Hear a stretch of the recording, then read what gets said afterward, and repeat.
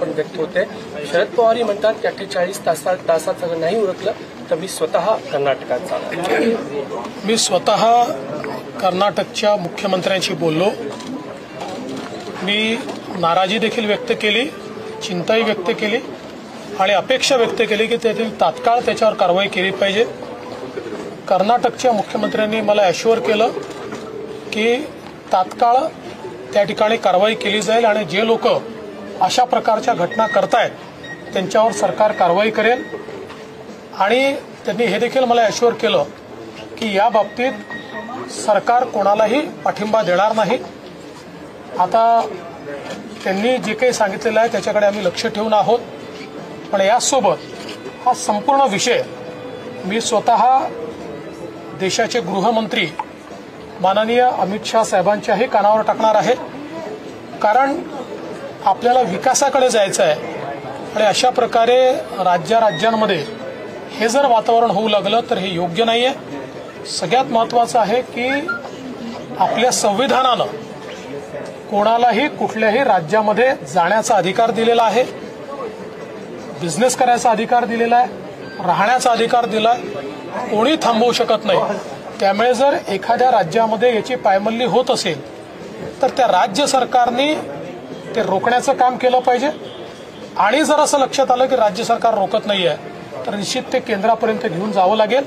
त्यामुळे आत्ता तरी कर्नाटकच्या मुख्यमंत्र्यांनी जे सांगितलंय ते घडतंय की नाही मी पाहतोय आणि त्यासोबत त्या संदर्भातलं सगळी माहिती ही देशाचे गृहमंत्री यांच्यापर्यंत मी पोहोचवणार। सर, काही राजकीय पक्ष सुद्धा महाराष्ट्रात अशाच पद्धती बसू पाहतात असं तुम्हाला वाटतं का? कारण का अनेक ठिकाणी महाराष्ट्राच्याही गाड्या कर्नाटकाच्या गाड्या रोखण्यात आलेल्या आहेत, त्यामुळे महाराष्ट्रातही वातावरण मला असं वाटतं की एखाद्या ऍक्शनला रिॲक्शन येते, पण महाराष्ट्र हे न्यायोचित आणि न्यायपूर्ण अशा प्रकारचं राज्य आहे। त्यामुळे महाराष्ट्रामध्ये कोणीही असं करू नये असं माझं आव्हान असेल। महाराष्ट्र शेवटी देशामध्ये आपल्या न्यायप्रियतेकरता ओळखलं जातं आणि अन्य राज्यांपेक्षा आमचं वेगळेपणही हे आहे की महाराष्ट्रामध्ये कायद्याचं राज्य नेहमीच राहिलेलं आहे। त्यामुळे महाराष्ट्रात अशा प्रकारच्या घटना कोणी करू नये आणि कोणी करत असेल तर त्याला पोलीस रोखतील हे देखील मी या निमित्ताने सांगू इच्छितो। पवार यांचं म्हणणं आहे की सरकार गंभीर नाहीये, कारण काही तारखा जाहीर करण्यात आल्या समन्वय मंत्र्यांच्या, त्यांचे दौरे रद्द झाले, याबाबत सर्वपक्षीयांशी चर्चा झाली नाही। आधी मुख्यमंत्री सर्वांशी चर्चा करायचे, मात्र यावेळी अंमलबजावणी होत नाहीये आणि त्यामुळे सरकार गंभीर दिसत नाहीये। मुळातच या सगळ्या गोष्टीची सुरुवात ही मुख्यमंत्र्यांच्या चर्चेमुळेच झाली। मुख्यमंत्र्यांनी सगळ्यांना चर्चेला बोलवलं, माननीय पवार साहेबांना बोलवलं होतं। कदाचित तब्येतीच्या कारणाने ते त्याला वेळेस येऊ शकले नसतील, कारण सीमा प्रश्नामध्ये नेहमीच त्यांनी चांगलं लक्ष घातलेलं आहे आणि विविध पक्षाच्या लोकांना बोलवून आणि सीमा भागातल्या लोकांना बोलवून पुढे काय करायचं याची चर्चा झाली आणि त्या चर्चेनंतरच मला असं वाटतं की एक प्रकारे त्याचे रिॲक्शन देणं हे कर्नाटकने सुरू केलं। मला असं वाटतं आणि कर्नाटक राज्याला देखील माझं सांगणं आहे की सर्वोच्च न्यायालयामध्ये या संदर्भातली सुनावणी चालली असताना कुठलेही चिथावणीखोर वक्तव्य करणं किंवा तिथली परिस्थिती बिघडवणं हे योग्य नाहीये, ते कायदेशीरही नाहीये आणि दोन्ही राज्यांच्या हिताचंही नाही। अनेक लोकांचे पत्र मला जे आहेत कर्नाटकातून येत आहेत, ते म्हणतात की तुमचं जर समर्थन मिळालं तर आम्हाला धीर वाटेल, हे जेव्हा ते म्हणतात की मग मी 48 तासात मी जाणार आहे, ह्याची काय सिक्वेन्स आहे त्याकडे? मला असं वाटतं की शेवटी त्या भागात राहणारे जे आपले लोक आहेत ते नेहमीच आमच्या सगळ्यांच्या संपर्कात असतात, आमच्याशी देखील ते बोलत असतात। त्यांची अपेक्षा आणि सार्थ अशी अपेक्षा असते की आपल्या लोकांनी आपल्याला पाठिंबा दिला पाहिजे, तो आपण देतो देखील।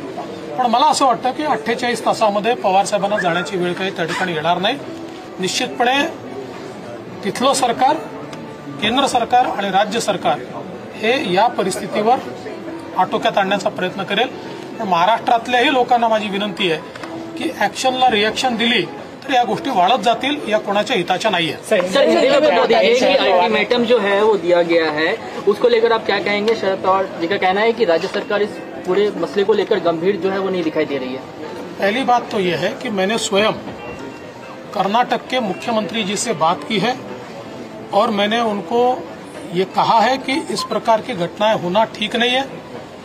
अपने देश में हमारा संविधान ये किसी भी राज्य में किसी को भी आने जाने की, वहाँ रहने की, वहाँ नौकरी करने की इजाजत देता है। तो अगर महाराष्ट्र की गाड़ियों पर हमला हो रहा है तो ये गलत बात है।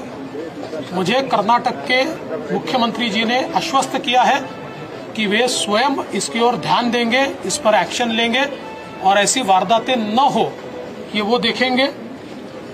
ये सारे मसले को मैं देश के गृह मंत्री आदरणीय अमित शाह जी तक भी ले जाने वाला हूं, उनको भी इस बारे में अवगत कराने वाला हूं और मुझे ऐसा लगता है कि इस बात की नौबत नहीं आएगी। ऐसी चीजें नहीं होनी चाहिए।